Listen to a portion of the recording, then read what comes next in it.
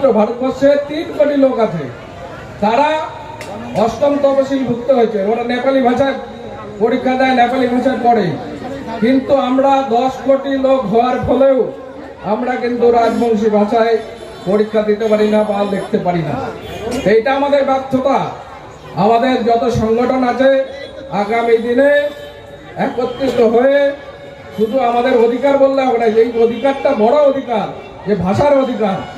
আমরা রাজ্যের কথা অনেকে বলছে যে রাজ্য হবে, এই হবে। আগে তো ভাষাটাকে আদায় করুন, তারপরে রাজ্যের কথা ভাববেন। বছর আগে পঞ্চানন বর্মা বলে গিয়েছিলেন যে আমাদের সমাজের নারী রক্ষা, নারী উন্নয়ন, নারী শিক্ষা, এই দিকটাতে আমাদের ধ্যান দেওয়া উচিত। পঞ্চানন বর্মা আজ থেকে 150 বছর আগে যে দিকটাতে মানে আলোকপাত করেছিলেন, সেই দিকটা আমরা আজও করে যাচ্ছি। যেমন এখন আপনারা শুনছেন বেটি বাঁচাও বেটি পড়াও ইত্যাদি ইত্যাদি। তো বেটি বাঁচাও বেটি পড়াও মানে কি? আমাদের মেয়েদেরকে শিক্ষা দেওয়া। আর আমাদের সমাজে বিশেষ করে রাজবংশীদের কথা বলছি, স্পেশালি রাজবংশী সমাজের মেয়েদের পড়াশোনার ক্ষেত্রে এখনও আমরা অনেক পিছিয়ে আছি। যতক্ষণ পর্যন্ত একটা মা শিক্ষিত হবে না, সে তার বাচ্চাদেরকে কোনো মতেই ভালোভাবে শিক্ষা প্রদান করতে পারবে না, এটা সবাই জানে।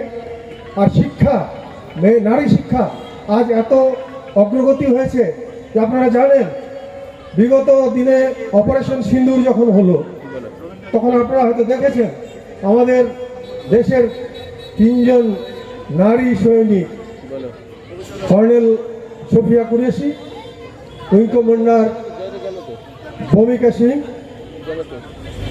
एयरफोर्स और नेवी कमांडर प्रेरणानाथ देवलस्ती, 3 জনেই কমান্ডার, 3 জনেই ফাইটে আমাদের অপারেশন সিন্দুরের মানে প্র্যাকটিক্যালি অংশগ্রহণ করেছে। তো এই ঠাকুর পঞ্চানন বর্মা যেটা বলেছেন, যেটা আমি গুগল টুগল চ্যাট জিপিটি ইত্যাদি দেখে বুঝতে পেরেছি, উনি কিন্তু বলেছেন যে আমাদের প্রতি ঘরের শিক্ষা, আমাদের আন্দোলনটা হবে শিক্ষাকে হাতিয়ার করে, অহিংসাকে হাতিয়ার করে এগোতে হবে, আর একতাকে হাতিয়ার করে এগোতে হবে। কিন্তু আমাদের গ্রামগঞ্জগুলোতে কিন্তু শিক্ষার চেষ্টা চরিত্র নেই, দারিদ্রতা ভরে গেছে। শিক্ষার কথা বললে অটোমেটিক্যালি চলে আসবে তার পরবর্তী প্রশ্ন। এগুলো মাথায় রেখে যে আমার যে রাজবংশী ভাষা, অথচ এটা জেলা লোক বক্তব্য দেওয়া গেল আমার একমাত্র কালিদা আর তারিণী, এই 2 জন ছাড়া সবাই তো খালি আমি তুমি করে চলে গেল। বিভিন্ন দল জন বিভিন্ন মতো রাজনীতি করতে পারে, কিন্তু আগে নিজে মনে করে ভাবে আমরা রাজবংশী। আমার ভাষার কালচার যে 150 বছর আগে, যার প্রতিবাদে আমরা যে এসে পৌঁছেছি, এই যে এসসির যে সুবিধা আমরা সরকার দিচ্ছে, এই ব্যাপার তো এর আগেও কইছি, ফের কইছি, এসসির সুবিধা আমরা পাচ্ছিনি। এসসির সুবিধা যারা এসসি না হ্যাঁ, এরকম অনেক লোক সুবিধা নিয়ে আনেছে, কিন্তু আমার কিন্তু সেরকম প্রতিবাদ করা যাচ্ছে না, প্রতিবাদ হচ্ছে না। এই বিষয়ে আমি আগেও কইছি, ফের কইছি, আমার এই ব্যাপারে আরও উদ্যোগ নেওয়া হবে। আমার এসসি নাম ভাঙায় যারা সুযোগ সুবিধা পাচ্ছে, ওগুলো যেন না পায়, সেই চেষ্টা আমার করতে হবে। এটা আমার অবশ্য খুব দরকার, কারণ আমরা অরিজিনাল এসি, দেখা যায় আমার কোথায় আরেকটা যা এসছি না হ্যাঁ, একটা ফলস সার্টিফিকেট নিয়ে ওই কাজ করে নিলে আমরা কী হলো, আমরা পানো না, তাতে আমার অনেক ক্ষতি হল জাতিকে।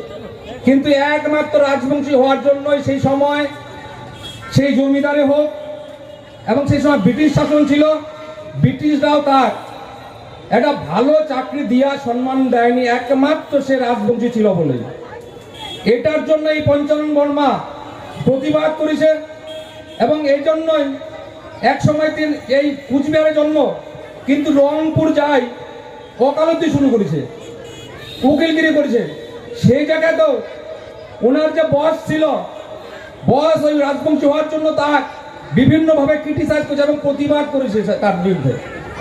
এই প্রতিবাদে আজকে আমরা এই রাজবংশী সমাজটা এই জায়গায় এবং যে সংরক্ষিত আসন তার দৌলতেই আমরা পাইছি।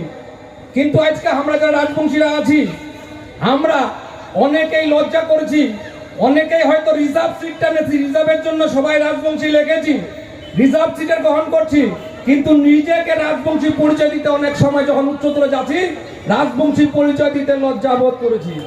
মুই এইটুকু শুধু কবার চাও, যারা উচ্চত গিয়েছেন, অনেকে ডাক্তারি করেছে, আমরা রাজবংশীরা অনেকে মাস্টারি করেছি, অনেকে উপলব্ধি করেছে, অনেকে ব্যারিস্টার হয়ে গেছে, অনেকে হাকিম হয়ে গেছি, কিন্তু যখন এই উপরত যাচ্ছি তখন মনে হচ্ছে না আমি রাজবংশী না, উনি আধার কাজ হয়ে গেল।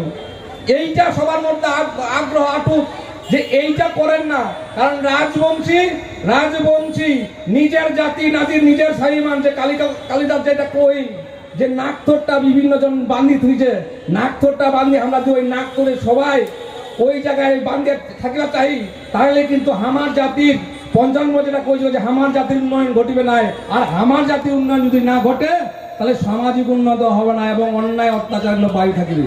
তার জন্য আমার সব নাকথর বাদ দিয়া সিন্ধিয়া আসিয়া রাজবংশী লাখ এক হইয়া নে, আমার অধিকার লাখ ছিনিয়া নিবা হবে, এইটুকু শুধু আমি আবদার রাখবো সবাইকে।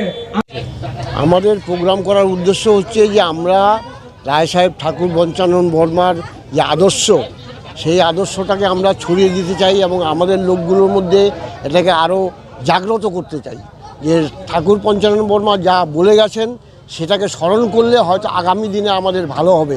আমরা দেখেছি দীর্ঘদিন ধরে যে আমরা বিভিন্ন সময় হ্যাকেল হচ্ছি, কিন্তু ঠাকুর পঞ্চানন বর্মা বারবার করে বলেছেন যে আমরা একত্র হতে হবে, আমাদের একসঙ্গে লড়াই করতে হবে, যার জন্য আমাদের অনেকেই ঠাকুর পঞ্চানন বর্মার নাম জানে না এবং চিনে না। এই চেনার জন্যই আমরা এই দীর্ঘদিন ধরে এই উদ্দেশ্য পালন করছি। দেখে গেছি আপনি দীর্ঘদিন ধরে এখানে ঠাকুর পঞ্চানন বর্মার হচ্ছে স্মৃতির উপলক্ষে হচ্ছে জন্মদিন পালন করে যাচ্ছেন, শুধু তাই না মৃত্যুবার্ষিকীও পালন করেন। কতদিন ধরে করে যাচ্ছেন? আমি এটাকে শুরু করেছি 2003 থেকে। 2003 থেকে প্রতি বছরই জন্মদিন এবং মৃত্যুদিন পালন করি, কিন্তু জন্মদিনটা যেহেতু এটা আনন্দের দিন, যার জন্য এটা বড় জাগ্রত করে করা হয়, এবং মৃত্যুদিনটা একটা শোকের দিন, তাই আমরা ওটাকে আর জাগ্রত করি না, এটা সাধারণভাবেই আমরা এটা পালন করি। কবে জন্মগ্রহণ করেছিলেন? উনি জন্মগ্রহণ করেছিলেন 1 ফাল্গুন, হ্যাঁ, সেটা হচ্ছে আপনার 1866। আপনার নাম ও পরিচয়? আমার নাম হচ্ছে কালীপদ বর্মন, আমি এই রায় সাহেব ঠাকুর পঞ্চানন বর্মা স্মৃতিরক্ষা কমিটির সম্পাদক।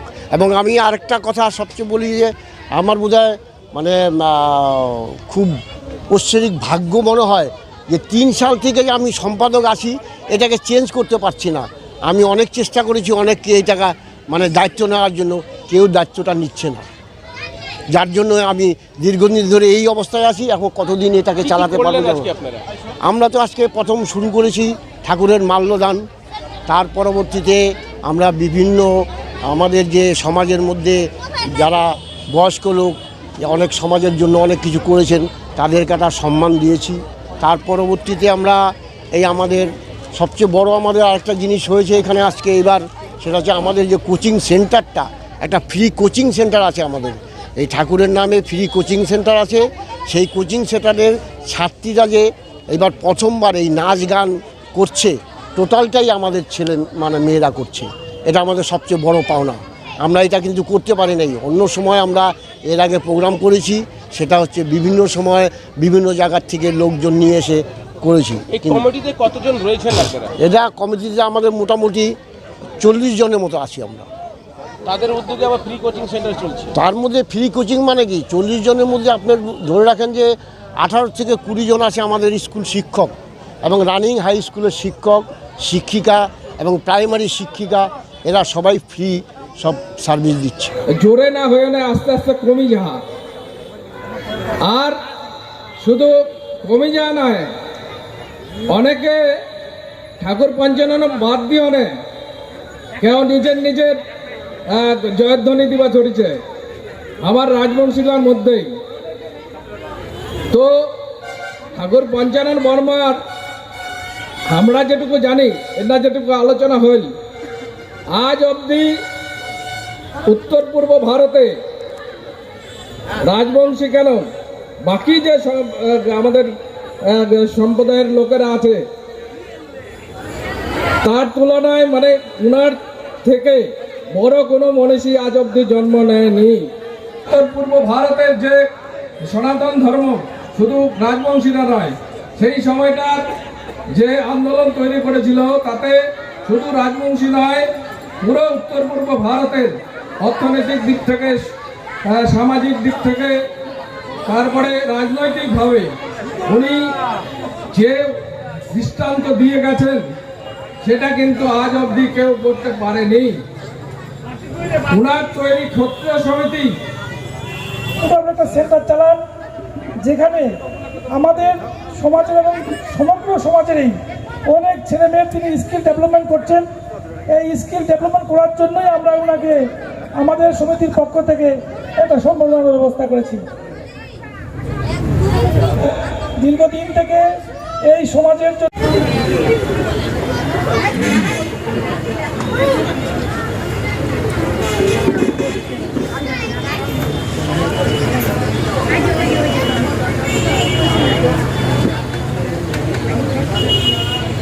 আপনারা জানেন যে সঞ্জয় রায় দীর্ঘদিন থেকে রাজীব গান্ধী কম্পিউটার সেন্টারের মধ্য দিয়ে অনেক আমাদের ছেলেমেয়েদেরকে স্কিল ডেভেলপ করেছেন।